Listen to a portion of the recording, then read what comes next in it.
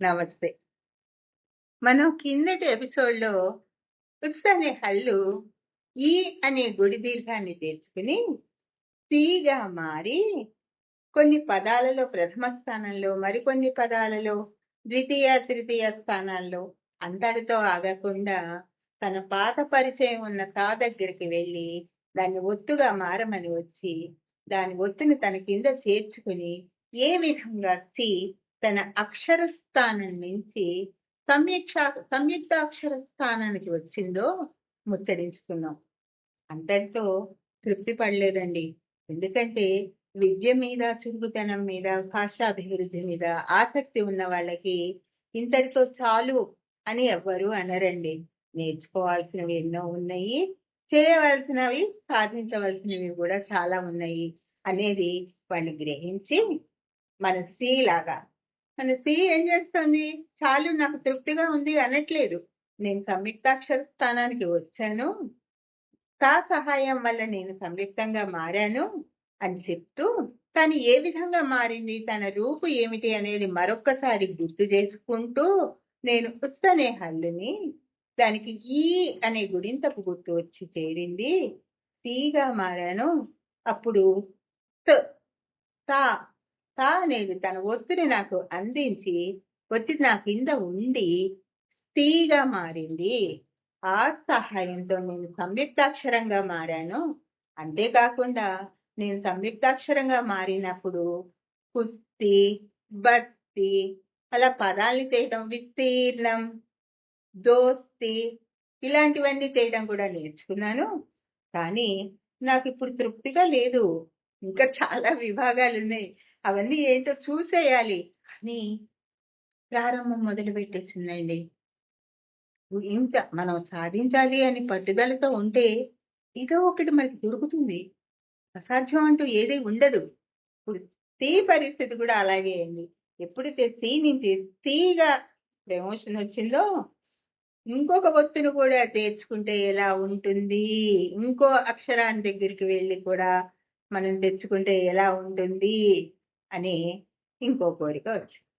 ఆలోచించగానే తను ముందు ఎప్పుడు తీరా తీరా తీరా అన్నట్టుగా రా అనే అక్షరం పక్కన తను ఉన్నట్టుగా తిరంజి, ఓహో నా పాత దోస్తుల్లో తా ఒక్కటే కాదు రా కూడా ఉంది, వెళ్ళి రాని అడుగుదాము అనేసి రా దగ్గరికి వెళ్ళి ఇక్కడ సి అనేది సంయుక్తాక్షరం. ఈ సంయుక్తాక్షరము ఇంకా గమ్మతులు చేయాలనుకుంటుంది. ఇంకా గమ్మతులు చేయాలనుకున్న సి తన పాత స్నేహితుడైన తనకి ముందర సహాయకారిగా ఉన్న తో పాటుగా రా అనే ఇంకో కొత్త మిత్రుల్ని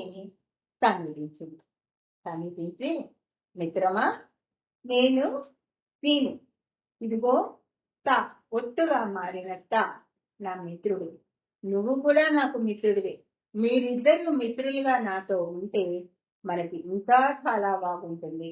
మన తెలుగు తల్లి పాద సేవ చేసుకోగలుగుతాం, కొత్త కొత్త పదాలని సృష్టించగలుగుతాం, తెలుగుతనం పరిమళిస్తుంది అని అనంగానే రా అంతకంటే ఆనందం ఏముంది? తా మిత్రుడే, నేను మిత్రుడే. తా ఒత్తుగా మారినప్పుడు నేను ఒత్తుగా మారడానికి వచ్చిన అభ్యంతరం ఏముంది? నేను కూడా మారుతాను అనేసి ఈ 'సి' అనే ఉన్న దగ్గర రా అనే హల్లు ఈ విధంగా మారింది. ఇది రా యొక్క ఒత్తు స్వరూపం. మారంగానే ముందు ఉన్న 'సి' స్వరూపం ఏంటి? ఇది అసలు స్వరూపం. అది ఈతో చేరగా. దానికి ముందు ఉన్న రూపం ఇది. దీని తర్వాత పావంతు వచ్చి చేరిన తర్వాత టీగా మరి. ఇప్పుడు దీనికి రావత్తు కూడా వచ్చి చేరింది. నేను నీతో దోస్తిగా ఉంటాను అని అన్నప్పుడు స్త్రీగా మారింది. దీన్ని ఎప్పుడైతే రావత్తు వచ్చి స్త్రీగా మారిందో ఇప్పుడు 'ఉస్' అనే ఒక హల్లు ఉంది ఇందులో. ఉత్ అనే ఒక హల్లు ఉంది, ఉర్ అనే ఒక హల్లు ఉంది. ఈ స్త్రీ అనేది ఒకటే అక్షరం అయినప్పటికీ కూడా ఈ స్త్రీలో 3 హల్లులున్నాయి.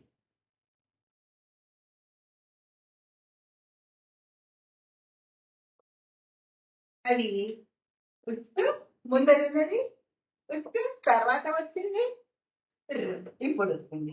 ఈ 3 కూడా వచ్చినాయి కదా, నేనెందుకు మీతో ఉంటాను అని పాపం ఈ అనట్లేదు అచ్చు. సరే అరా, మీరందరూ అలాగే ఉండండి, నేను నా గురి దీర్ఘంగా అలాగే ఉంటాను అనేసి ఇప్పుడు ఇవి వచ్చినప్పుడు ఉన్న ఈ రూపానికి ఇది ముందు. ఇందులో 3 హల్లులు ఉన్నాయి. ఈ 3 హల్లులకి పైన మళ్ళీ ఈ అనే అచ్చు వచ్చి చేసింది. మనం అనుకున్నాం కదండి, ఈ అచ్చు వచ్చేప్పుడు గుడింతపు గుర్తుగా మారి ఆ హల్లుకి పక్కన కానీ పైన కానీ వస్తుంది. అదే ఒత్తుగా మారినప్పుడు ఆ అవకాశం లేదు. ఆ హల్లు అప్పుడు కింద వైపు వస్తుంది. హల్లులన్నీ ఒత్తులుగా మారి కింద వస్తాయి. అచ్చులు గుడింతపు గుర్తులుగా మారి పైన కానీ పక్కన కానీ వస్తూ ఉంటాయి. స్త్రీగా మాతృమూర్తి, వనిత, మహిళ ఒకే ఒక అక్షరం. ఆ అక్షరం పేరే సంశ్లేషాక్షరము. అంటే ఇప్పుడు ఫస్ట్ టీగా ఉన్నప్పుడు అక్షరము అనుకున్నాము. అక్షరం ప్రమోషన్ రాగానే టీగా మారింది, ఇంకా ప్రమోషన్ రాగానే త్రీగా మారింది. ఒక్కొక్క మెట్టు ఎక్కుతూ ఇక్కడ సంశ్లేషాక్షరంగా మారింది. సరే, స్త్రీగా మారాను, బాగుంది, ఒకటే అక్షరంగా ఉన్నాను, కింద 2 ఒత్తుల్ని చేర్చుకున్నాను, మాతృమూర్తులైన మహిళలని వనితలకి సంకేతంగా నిలుస్తున్నాను, ఇంకా చాలు, నేను తృప్తి చెందాను అనుకుంటుందా? అదే అస్సలు అనుకోదండి.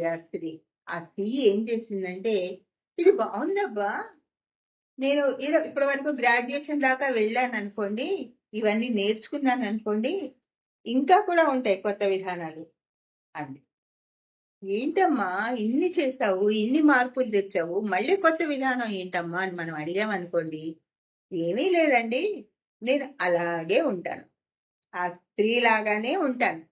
నా ముందు మొట్టమొదట నేను ఉత్ అనే రూపంలో ఉన్నప్పుడు గుడి దీర్ఘమైన ఈ నాకు సహాయం చేస్తూ వచ్చింది కదా, ఇప్పటి వరకు కూడా సహాయం చేస్తుంది కదా, ఈ స్త్రీలో కూడా గుడి దీర్ఘం ఉంది కదా, నేను ఇప్పుడు నా కృతజ్ఞతగా దాని వర్గయుక్కు అయిన, వర్గయుక్కు అంటే మీకు తెలుసు కదండి, రెండు జత, దాని వర్గయుక్కు అయిన చిన్న ఈ దగ్గరికి దాన్ని తెచ్చుకుంటున్నా అనగానే స్త్రీ కాస్త ఇస్త్రీగా మారిపోయింది.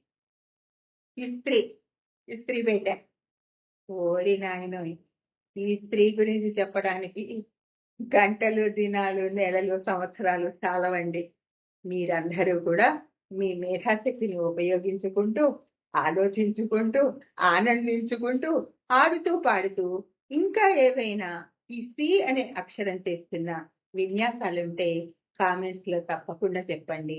ఇదే కాకుండా ఏవైనా మార్పులు ఉంటే ఇది కేవలము ఒక అక్షరము ఏ విధంగా సంయుక్తాక్షరంగా, ఒక సంయుక్తాక్షరము ఏ విధంగా ఒక సంశ్లేషాక్షరంగా మారుతుంది అని తెలుసుకోవడానికి ఆడుతూ పాడుతూ ఉత్తనే హల్లును ఉదాహరణగా తీసుకుని చేసిన ఒక చిన్న ప్రయత్నం.